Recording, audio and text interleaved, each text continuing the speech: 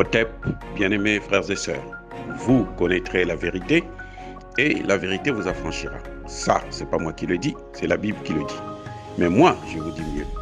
Vous connaîtrez la vérité historique, notamment celle de vos ancêtres kémites, et vous aurez une vision globale de ce que c'est que la vraie souveraineté politique. J'ajoute, vous reviendrez à la spiritualité africaine ancestrale et vous comprendrez les enjeux de l'indépendance économique. Et pour terminer, vous accepterez votre identité culturelle kémite et vous obtiendrez deux choses. La première, c'est la paix. La seconde, c'est le développement, à une condition. L'unité de toute l'Afrique noire, l'unité de tous les Noirs du monde entier.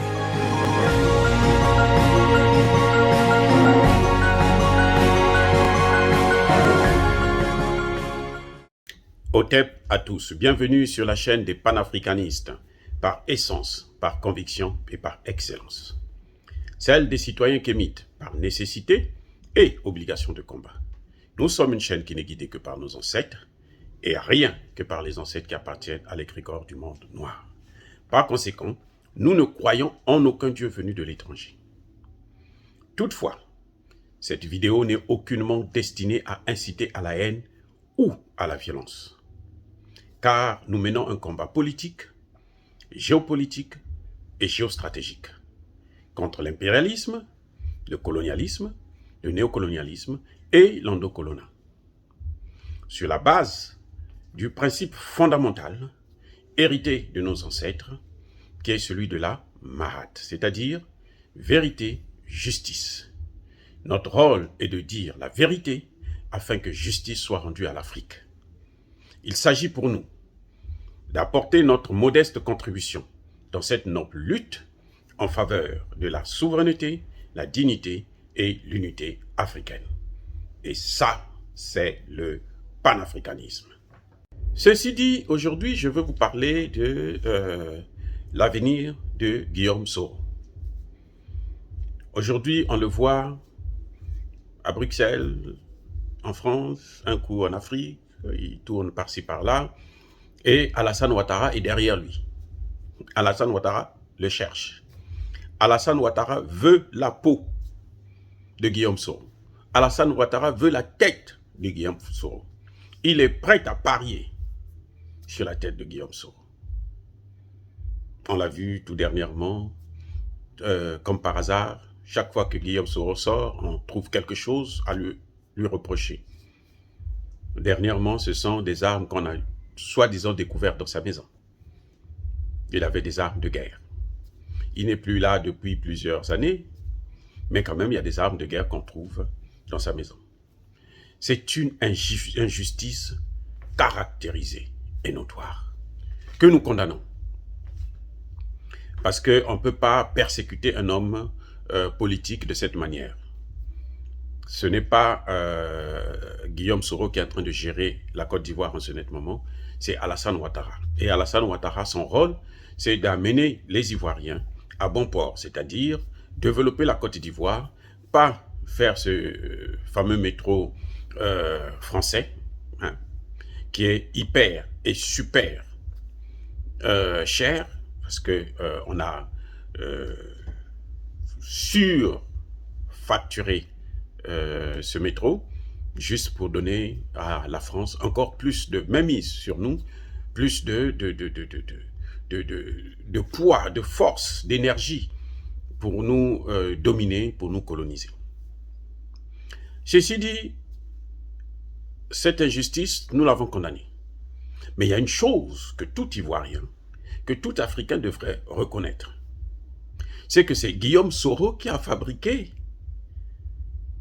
Alassane Ouattara. Je m'explique. Guillaume Soro était le chef des rebelles. Et Alassane Ouattara était son financier. Donc Guillaume Soro a travaillé pour Alassane Ouattara. C'est-à-dire, si aujourd'hui Alassane Ouattara est là où il est, c'est en grande partie à cause de Guillaume Soro. C'est Guillaume Soro qui a fait Alassane Ouattara. Souvenez-vous, quand Guillaume Soro a été nommé Premier ministre au temps de Laurent Gbagbo, c'était en vertu des accords qu'il y avait eu pour qu'il y puisse avoir la paix.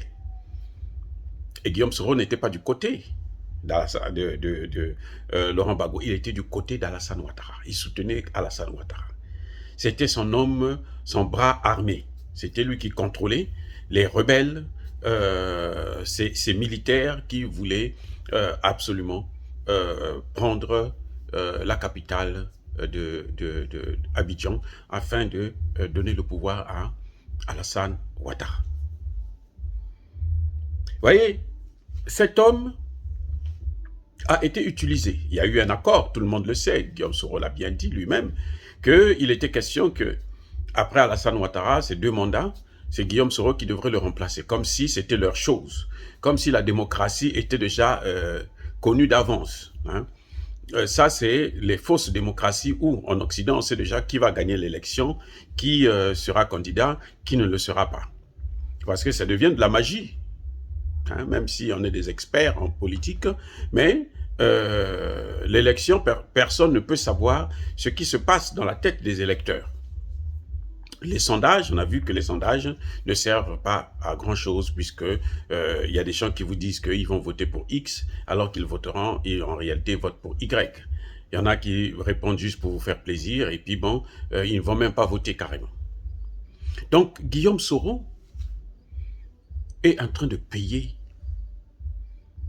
le prix de ce qu'il a fait aux Ivoiriens. Il ne faut pas oublier, on l'a vu pour Laurent Gbagbo, quand Laurent Gbagbo a été amené à La Haye, on n'a pas laissé Blé Goudé, on ne l'a pas oublié. Et Dieu merci qu'ils ont été blanchis à La Haye. Mais il y a quand même des morts qui sont là. Il y a 3000 morts qui sont là. Il y en a plus même. Ça, c'est ceux qui étaient seulement dans Abidjan. Mais à Bouaké, un peu partout, là où les rebelles sont passés, là où il y a eu des combats, des affrontements, qui est responsable? Puisque ça ne peut plus être Gbagbo et Blé Goudé.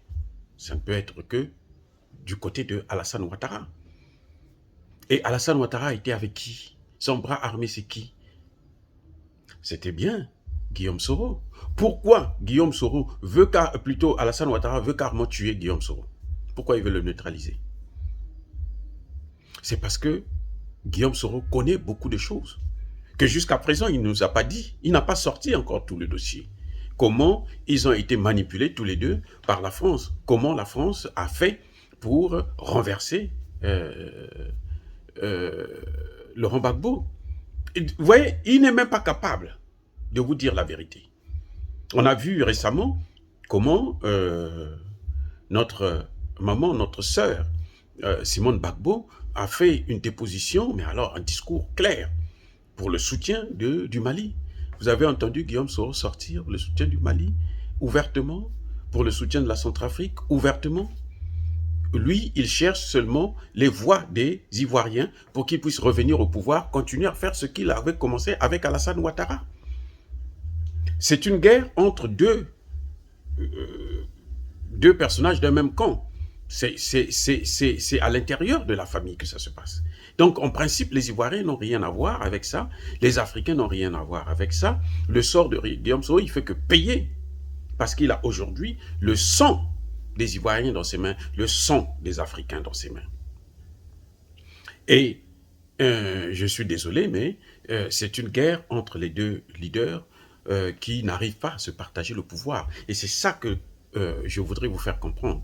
C'est l'incapacité des deux personnages, Guillaume Soro et Alassane Ouattara, à s'entendre pour le partage du pouvoir qui est le leur, qu'ils ont obtenu par des moyens que vous connaissez tous, par la force, par la violence, avec l'aide de la France, des Nations Unies et de la communauté internationale. Donc, je ne vois pas pourquoi les Africains vont se lamenter sur le sort de Guillaume Soro. Non, on n'a pas le droit de se lamenter de son sort. Parce qu'aujourd'hui, si justice doit être rendue à la Côte d'Ivoire, à tous ces morts qu'il y a eu en Côte d'Ivoire, eh bien, croyez-moi, Guillaume Soro sera traduit à la Cour pénale internationale aussi. ça ne sera pas seulement Alassane Ouattara. Il est couvert aujourd'hui, il n'a qu'à être content parce que Alassane Ouattara est là au pouvoir et que Alassane Ouattara ne peut pas être traduit à la Cour pénale internationale. Il bénéficie déjà d'une immunité présidentielle et que, bon, lui et ses complices ne peuvent pas être traduits non plus. Mais quand ça va se terminer, quand les gens vont commencer, les Ivoiriens, les Africains vont commencer à ouvrir les yeux pour savoir exactement ce qui s'est passé. Parce que jusqu'à présent, il y a des familles qui n'ont pas encore terminé leur deuil. Il faut les libérer. Et ça passe par la vérité. Et c'est pour ça d'ailleurs qu'il n'y a pas de réconciliation. Qu'il n'y a pas de réconciliation entre Guillaume Soro et les autres. Qu'il n'y a pas de réconciliation entre les Ivoiriens. Parce que la réconciliation est la conséquence directe de la vérité. C'est quand on connaît la vérité, quand on met tout sur la table. Le rôle de Guillaume Soro à lui, le rôle d'Alassane Ouattara, le rôle de la France et le rôle des Nations Unies. Comment ils ont travaillé ensemble pour arriver à mettre la Côte d'Ivoire à genoux? Comment? C'est ça la question que M. Guillaume Soro devrait en principe répondre. Quand on le menace trop, il fait un chantage. Il dit, je veux parler des choses, des gens qui nous ont, comment dire, il fait le chantage à la France, mais la France-Afrique, là, on ne fait jamais le chantage avec elle. Il faut plutôt éviter de rentrer dans le jeu de la France-Afrique parce qu'on ne pactise pas avec le diable. Oh, dire ça, c'est inciter à la haine ou à la violence. Non. Nous sommes une force tranquille. Ya ba colère ve, ya ma lembe, j'ai dit.